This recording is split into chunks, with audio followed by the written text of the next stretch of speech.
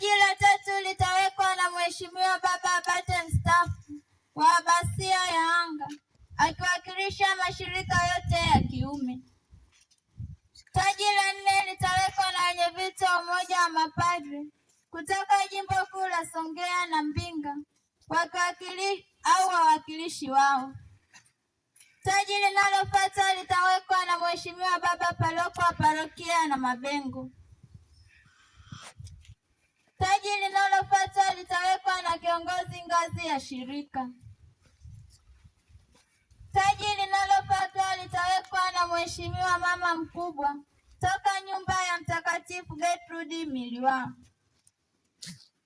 Taji linalofuata litawekwa na Mheshimiwa Mama Mkubwa toka nyumba ya Mtakatifu Maria Goreti Same.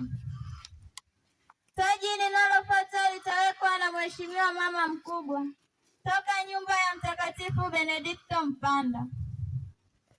Taji linalofuata litawekwa na Mheshimiwa Baba Paroko wa Parokia ya Magagura. Taji linalofuata litawekwa na Baba Mlezi Chipole.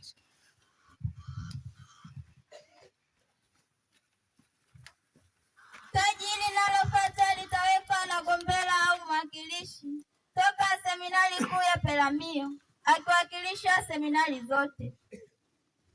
Taji linalofuata litawekwa na Sister wa Stutism akiwakilisha mashirika yote ya kike. Taji linalofuata litawekwa na Diani kata Magagula. Taji linalofuata litawekwa na mkuu wa kikosi JKT Mlale au mwakilishi wake.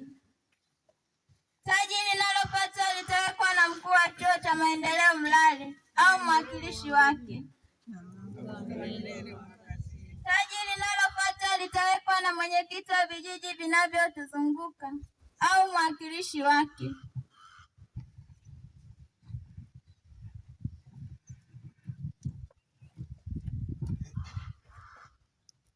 Taji linalofuata litawekwa na wafanyakazi wa shirika. Taji linalofuata litawekwa na waliotusaidia kuchimba kaburi. Taji linalofuata litawekwa na ndugu wa marehemu. Taji linalofuata litawekwa na Daktari Manyai kutoka hospitali ya rufaa ya Mtakatifu Yosefu Peramiho. Taji linalofuata litawekwa na wanakundi wake.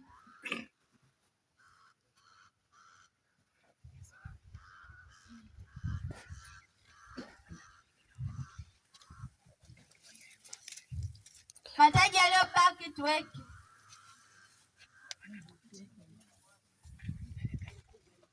Ya milele amka ya Bwana na mwanga wa milele. Amen.